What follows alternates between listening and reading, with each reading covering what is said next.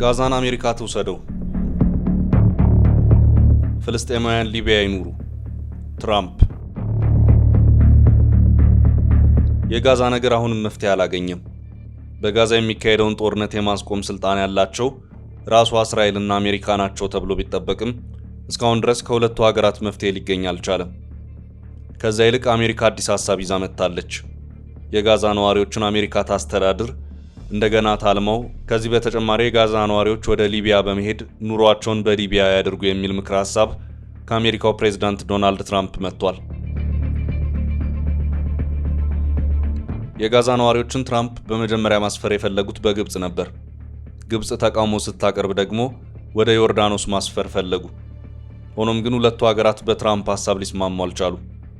አሁን የመጣው አዲስ ሐሳብ ደግሞ በሊቢያ ይስፈሩ የሚል ነው።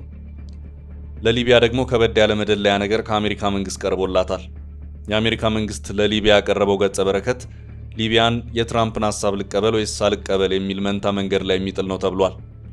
ከዚህ ቀደም የትራምፕን ሐሳብ የአረብ ሀገራት ሲቃወሙ ነበር። በአሁኑ ሰዓት ትራምፕ የጋዛ ነዋሪዎችን በሊቢያ የማስፈር እቅድ ይዘው ሲመጡ ግን ግልጽ የሆነ ተቃውሞ ሲሰማ አልታየም።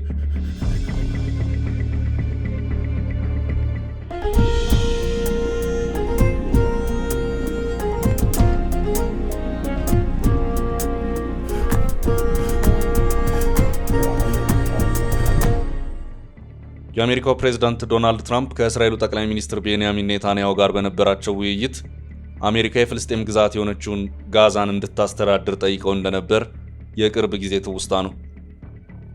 ይህን የትራምፕ እቅድ የሳውዲ፣ ቱርክ፣ ጆርዳን እና ግብጽ የውጭ ጉዳይ ሚኒስትሮች አውግዘውታል። ትራምፕ ግን በአቋማቸው እንደጸኑ ናቸው። ግብጽን አሰቡ፣ አልተሳካም።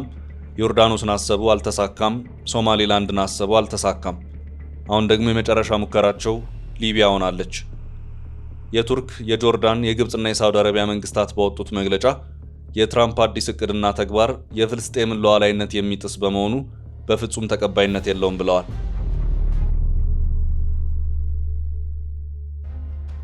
ሳውዲ አረቢያ በይፋ ባወጣችው መግለጫ ፍልስጤማውያን በሀገራቸው ተከብረው እንዲኖሩ ሙሉ ድጋፍ እንደምታደርግ በመግለጽ ትራምፕ የተናገረው ሐሳብ በጽኑ እንደምታወግዝም ገልጻለች። በሌላ በኩል የእስራኤሉ ጠቅላይ ሚኒስትር ቤንያሚን ኔታንያሁ የአሜሪካው ፕሬዝዳንት ዶናልድ ትራምፕ ጋዛን ለመቆጣጠር ያቀረቡት ሐሳብ እጅግ የሚደነቅ ሐሳብና የሚበረታታ ነው ማለታቸው ይታወሳል። ኔታንያሁ ከፎክስ ኒውስ ጋር ባደረጉት ቃለ ምልልስ የትራምፕን እቅድ ስህተቱ ምንድን ነው ሲሉ ጠይቀዋል። ከጋዛ መውጣት የሚፈልጉት ወጥተው ጋዛ ዳግም ተገንብታ ቢመለሱ ምን ችግር አለው ያሉት የትራምፕ የጋዛ እቅድ ለመጀመሪያ ጊዜ የሰማሁት መልካም ሐሳብ ነው፣ የሁሉንም መጻኢ የተለየ ስለሚያደርግ ተፈጻሚ ቢሆን ባይ ነኝ ሲሉ ተናግረው እንደነበር እናስታውሳለን። የአሜሪካው ፕሬዝዳንት በፍልስጤም ጋዛ ያነሱትን ሐሳብ ተከትሎ በመካከለኛው ምስራቅ በአረቡ ዓለም ሞቅ ያለ ተቃውሞ ተቀጣጥሎ ነበር። ትራምፕ የአረብ ሀገራት ከተቃወሟቸው በኋላ በአረቡ ዓለም ተጽዕኖ ፈጣሪ የሆኑትን ሳውዲ አረቢያን፣ የተባበሩት አረብ ኤሚሬትስን እንዲሁም የሐማስ ቀንደኛ ደጋፊ ናት ተብላ የምትወቀሰውን ኳታርን በቅርቡ መጎብኘታቸው ይታወሳል።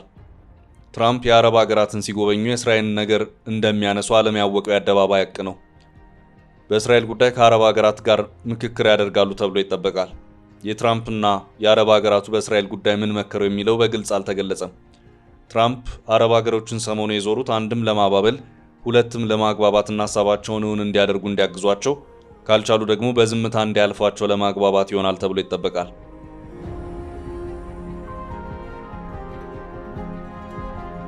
የጋዛው ጦርነት እንዲቆም የተባበሩት መንግስታት ድርጅት ብዙ ጊዜ ስብሰባ ጠርቷል።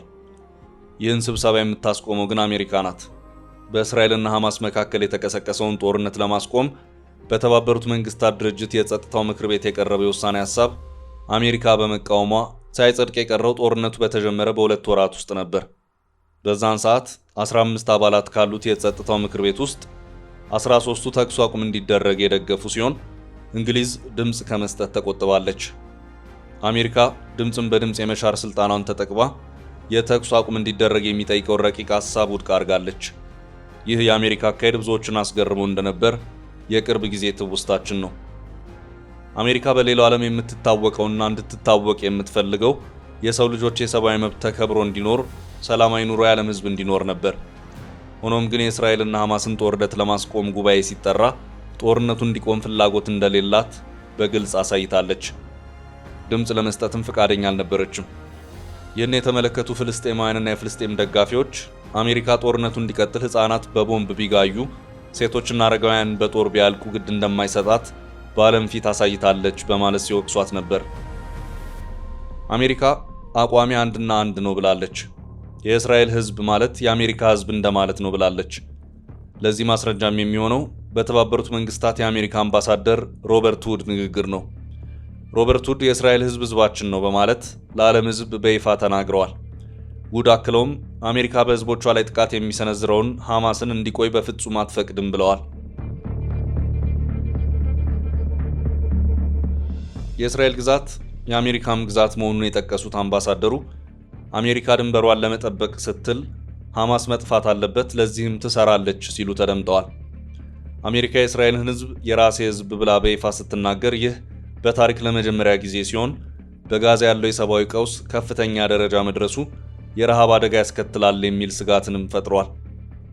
የተባበሩት መንግስታት የፍልስጤም ስደተኞች ኤጀንሲ የጋዛ ሰርጥ ከጥቅምት 2023 ወዲህ የከፋውን ሰብአዊ ቀውስ እያስተናገደ ነው ብሏል። ኤጀንሲው በኤክስ ገጹ በአየር በመሬትና በባህር ላይ ተጠናክሮ የቀጠለው የእስራኤል የቦምብ ድብደባ በመቶዎች ለሚቆጠሩ ሰዎች ጉዳትና መፈናቀል ምክንያት ሆኗል ሲል አስፍሯል። ለ11 ሳምንታት የእስራኤል ባለስልጣናት ሆን ብለው ወደ ጋዛ የሚገቡትን ድጋፎች በሙሉ አግደዋል። አሁን ወደ ጋዛ የሚገባው ብቸኛው ነገር ቦምብ ነው። የትኛውም ቦታ ደህንነቱ የተጠበቀ አይደለም ሲል ሁኔታውን ገልጿል። እንግሊዝ፣ ፈረንሳይ እና ካናዳ እስራኤል በጋዛ ላይ እየፈጸመች ያለችውን ጥቃት እንድታቆም በአሁኑ ሰዓት በመጠየቅ ላይ ይገኛሉ። የሦስቱ ሀገራት መሪዎች እስራኤል በጋዛ የምታካሄደውን ጦርነት በተመለከተ ባወጡት መግለጫ እስራኤል ከቅርብ ጊዜ ወዲህ ጋዛን ሙሉ በሙሉ ለመቆጣጠር እያደረገች ያለችውን ዘመቻ እንድታቆም ጠይቀዋል። የእስራኤል ጠቅላይ ሚኒስትር ቤንያሚን ኔታንያሁ እስራኤል መላ ጋዛን እንደምትቆጣጠር ትላንት ማስጠንቀቃቸው አይዘነጋም። በአሁኑ ጊዜ ጋዛን ሙሉ በሙሉ ለመቆጣጠር መጠነ ሰፊ ውጊያ እየተካሄደ መሆኑን በቪዲዮ መልእክታቸው የተናገሩት ኔታንያሁ በዘመቻው ሐማስ እስካሁን ጋዛ ውስጥ የያዘችውን 58 ታጋቾች ማስለቀቅና የፍልስጤም ተዋጊ ሚሊሻዎች ቡድንን በማጥፋት ሙሉ ድል መቀዳጀትን እናሳካለን ብለዋል። ኔታንያሁ ይህን ይበሉ እንጂ እንግሊዝ፣ ፈረንሳይ እና ካናዳ እስራኤል እየፈጸመች ያለውን መጠነ ሰፊ ውድመትና ግድያ ካላቆመች እርምጃዎችን እንደሚወስዱ አስጠንቅቀዋል። ፈረንሳይ፣ እንግሊዝ እና ካናዳ እስራኤልን የተቃወሙ ይምሰሉ እንጂ ትራምፕ ግን በአቋማቸው ቀጥለዋል። የጋዛ ነዋሪዎች በሊቢያ ቢኖሩ መልካም ነው እያሉ ነው። እስራኤል በከፈተችው በጋዛ ዘመቻ የሟቾች ቁጥር 53119 ፍልስጤማውያን ሕይወታቸውን ሲያጡ 119919 ደግሞ መቁሰላቸውን አልጀዚራ በቅርቡ እንደዘገበ ለመመልከት ችለናል። ሰሞኑን የግብፁ ፕሬዝዳንት አልሲሲ ዶናልድ ትራምፕ እስራኤል ፍጅቱን እንድታቆም ጫና እንዲያሳድሩ በአረብ ሊግ ስብሰባ ላይ ጥሪ አስተላልፈዋል። ይህ ጥሪ ግን እስካሁን አልሰራም። በዛሬው ዕለት ብቻ የእስራኤል ጦር በጋዛ ቢያንስ 60 ሰዎችን የገደለ የቦምብ ጥቃት ከእኩለ ሌሊት ጀምሮ አድርጓል።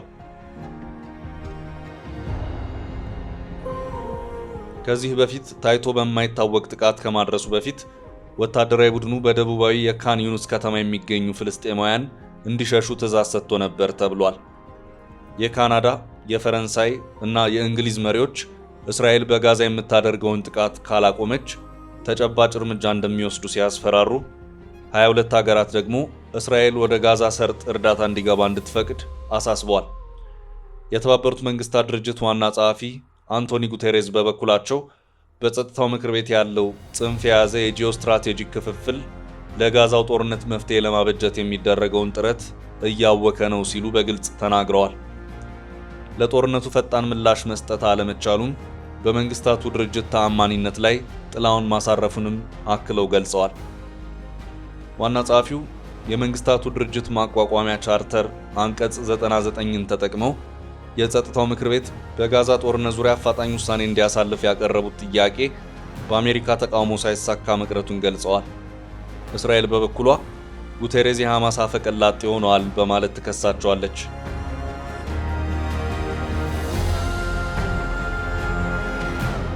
ኤአርቲ በዘገባው ደግሞ ሊቢያ 1 ሚሊዮን የጋዛ ነዋሪዎችን እንድታስጠልልና በምትኩ አሜሪካ ያገደችውን በቢሊዮን የሚቆጠር ዶላር እንደምትለቅ መስማማቷን ከወደ አሜሪካ የወጡ መረጃዎች አመላክተዋል ብሏል።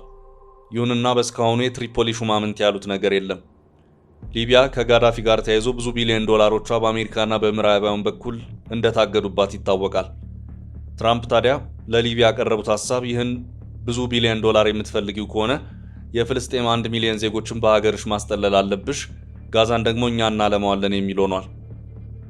ሊቢያ ትቀበለዋለች አትቀበለውም ወደፊት የምናየው ይሆናል። በሌላ በኩል ሩዋንዳ አሜሪካ የምታባረራቸውን ጥገኝነት ጠያቂዎች ለመቀበል ከፕሬዝዳንት ትራምፕ አስተዳደር ጋር ንግግር መጀመሯን አረጋግጣለች። ሆኖም በሁለቱ ሀገራት መካከል የሚካሄደው ንግግር ገና በጅምር ደረጃ ላይ መሆኑን የሩዋንዳ ባለስልጣናት ተናግረዋል። የፕሬዝዳንት ትራምፕ አስተዳደር የተወሰኑ ጥገኝነት ጠያቂዎችን ወደ ሩዋንዳና ሊቢያ ለመላክ እያሰበ መሆኑን የአሜሪካ የዜና ምንጮች ባለፈው ሳምንት ዘግበው ነበር። ሩዋንዳ ከአሜሪካ ለመቀበል ያሰበችው ስማቸው በወንጀል መዝገብ ላይ የሰፈረባቸው ጥገኝነት ጠያቂዎችንና ፍልሰተኞችን እንደሆነና በምላሹም ለጥገኝነት ጠያቂዎቹ ማቋቋሚያ ከአሜሪካ ገንዘብ እንደምትቀበልም ዘገባዎቹ አመልክተዋል። የጋዛ ነዋሪዎች የወደፊት ዕጣ ፈንታ ምን ይሆን? ወደፊት የምናየው ይሆናል።